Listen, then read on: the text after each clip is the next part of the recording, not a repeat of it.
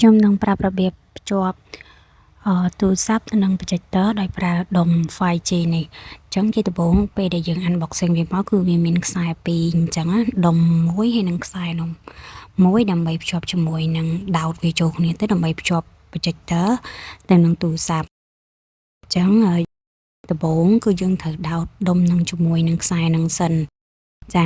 គឺយើងដោតបែបហ្នឹងបងអញ្ចឹងមើលវីដេអូឲ្យច្បាស់គឺយើងដោតបែបហ្នឹងមកបន្ទាប់ពីយើងដោតវាហើយបន្ទាប់មកយើងយក HDMI នេះខ្សែ HDMI នេះទៅដោតជាមួយនឹង projector របស់យើងprojector របស់យើងគឺមានខ្សែ HDMI រុន HDMI អញ្ចឹងយើងត្រូវដោតរុន HDMI ហ្នឹងមកបន្ទាប់ពីដោតរុន HDMI ហើយយើងត្រូវការខ្ចីភ្លើង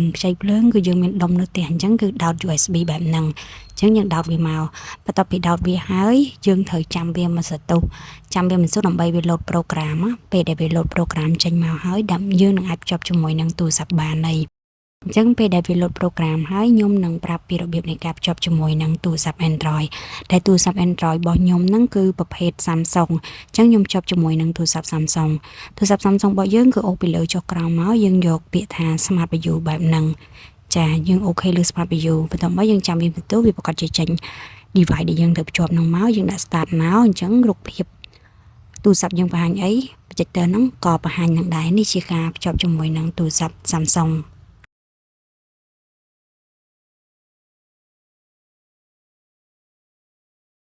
តើឥឡូវខ្ញុំប្រាប់ពីរបៀបនៃការភ្ជាប់ជាមួយនឹងទូរស័ព្ទ iPhone អញ្ចឹងយើងគ្រាន់តែអូសពីលើចុះក្រោមរក mirror screen ហ្នឹងមកអញ្ចឹងយើងចុចលើនឹងមកវា scan device ដែលយើងចង់ភ្ជាប់បោះដុំហ្នឹងហើយអញ្ចឹងយើងចុចវាមួយនោះអញ្ចឹងវាភ្ជាប់ហើយអញ្ចឹងទូរស័ព្ទ iPhone យើងបង្ហាញអីគឺវាបង្ហាញនឹងដែរគឺងាយមែនតើសម្រាប់ការភ្ជាប់ជាមួយនឹងទូរស័ព្ទចូលមកដល់ការភ្ជាប់ជាមួយនឹងកុំព្យូទ័រម្ដងសម្រាប់ Windows អញ្ចឹងបងត្រូវចុចយក Windows ឬក៏គេហៅថា Start ចុចលើ Windows ឲ្យជាប់ចុចអក្សរ K អញ្ចឹងវាចេញ device នៅខាងបើយើងមើលទៅមុខទៅគឺនៅខាងស្ដាំហើយអញ្ចឹងវាកំពុងតែ scan device ដែលវាត្រូវភ្ជាប់នឹងហើយ